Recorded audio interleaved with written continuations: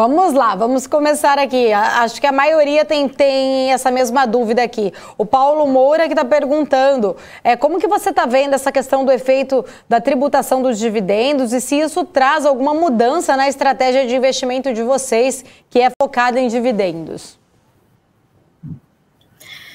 Olha, muito boa essa pergunta e, na verdade, nós não vamos precisar nos movimentar porque os agentes econômicos vão se movimentar sozinhos para pagar menos impostos. É assim que funciona a economia, tá?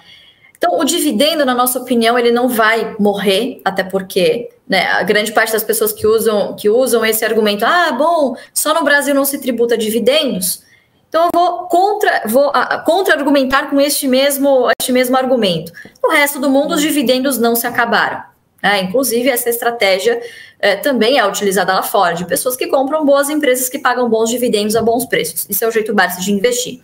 Então, o dividendo, na nossa opinião, ele não vai morrer, mas parte dele vai mudar de nome, tá, Paulo? Então, existem outros subterfúgios, outros tipos de distribuições de proventos que vão acabar se tornando cada vez mais comum aqui no mercado brasileiro, na nossa opinião, que é o que a gente vê acontecendo lá fora, por exemplo, tá? Então, a primeira delas é uma onda que lá fora foi intensificada, principalmente no governo Trump, na época que ele reduziu os impostos para a pessoa jurídica, tá?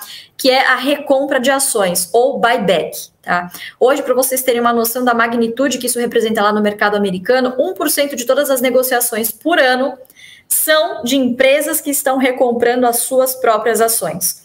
Então, tem muitos analistas, muitas teses que dizem, inclusive, que essa escalada da Bolsa Americana nos últimos anos tem grande influência também aí de um inchaço, vamos dizer assim, de uma histeria de recompra de ações, tá? Isso realmente chegou no seu auge em 2018, logo após aí essas reformas tributárias que o Trump realizou lá fora, né? E a gente tem visto a mesma coisa aqui, né? Se essa reforma passar, você vai ter, em tese, uma redução aí do imposto direto nas PJs, maior liquidez dentro das empresas e elas vão começar a olhar outras opções. Então, recompra de ações é uma excelente ideia para nós investidores, porque você vai começar a dividir o seu bolo, ou seja, dividir o lucro que vai ser distribuído com menos ações no free float.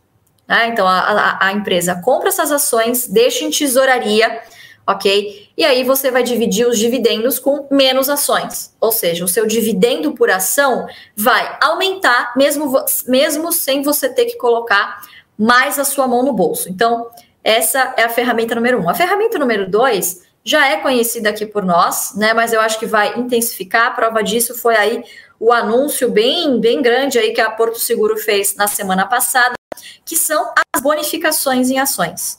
Né? Então, basicamente, é uma distribuição de lucro, mas de um lucro que ficou represado ali no patrimônio líquido, né, em forma de alguma reserva. Essa reserva, por deliberação do conselho, por deliberação da empresa, é incorporada ao capital social, ou seja, há um aumento do capital. Esse capital é integralizado e aí a empresa ela pode fazer essa distribuição ou via dinheiro, né, distribuição de caixa, ou emissão de novas ações. E aí, qual que é a vantagem para o acionista? Você simplesmente vai ganhar aí ações de brinde de acordo com a proporção aí do aumento de capital. Então, por exemplo, a Porto Seguro está propondo aí na Assembleia, que deve acontecer logo mais, uma bonificação de 100%. Ou seja, para cada uma ação que você tiver de Porto Seguro na sua carteira, você vai ganhar outra de brinde.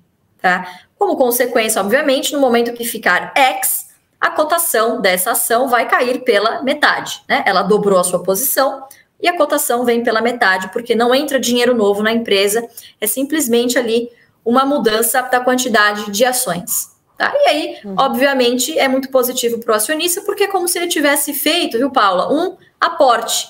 Só que a empresa, na verdade, pega o lucro e aporta para você, né? E aí te dá em forma de ações. Então, são duas ferramentas que devem crescer, tá, em tendência daqui em diante e complementar os dividendos que a gente já conhece. Ô Luiz, mas você acredita que essa questão da reforma, ela pode, de certa forma, incentivar uma distribuição maciça de dividendos antes dessa aprovação da taxação? Ou você acha que as empresas elas devem recomprar ações e acabar ali, né, de certa forma, bonificando os investidores? Qual que é a tua visão, sua expectativa em relação a esse tipo de comportamento para os investidores que já gostam, claro, né, de empresas focadas em dividendos, mas esperando aí, será que vale a pena já aproveitar antes dessa taxação? Como que você está vendo esse movimento? Antes da aprovação, perdão? Olha, a gente costuma se preocupar com um problema, Paula, quando ele realmente virar uma realidade, né? Então tem muita gente que acaba tentando se antecipar a algum movimento e acaba se dando mal. Então, sim, eu acredito no seguinte: se a tributação dos dividendos passar neste ano, nós vamos ver, sim, tá? Inclusive, participo do conselho de administração de algumas empresas e alguns estudos já estão sendo feitos dentro dessas empresas, né?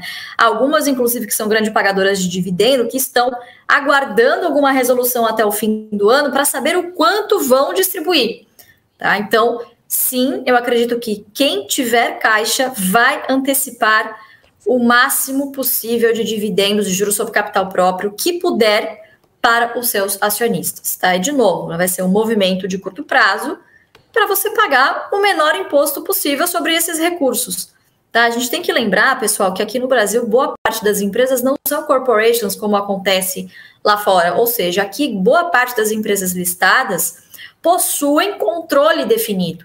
São acionistas que também recebem dividendos e aguardam esse tipo de remuneração. Então, eu não tenho a menor dúvida que nós vamos ver aí a maior distribuição da história da Bolsa Brasileira, se nós tivermos aí, sim, essa proposta de reforma tributária que, na minha opinião, é hedionda, mais desfavorece do que favorece o mercado nesse momento, nesse grau de maturidade que nós atingimos, né? Mas, enfim, se acontecer, os agentes econômicos vão reagir da maneira que eles puderem pagar o menor imposto possível, e a primeira delas, a melhor opção, é sempre você distribuir o máximo de caixa possível que não, obviamente, comprometa os fluxos de pagamento de curto prazo dessa empresa, né? Então, eu acredito sim.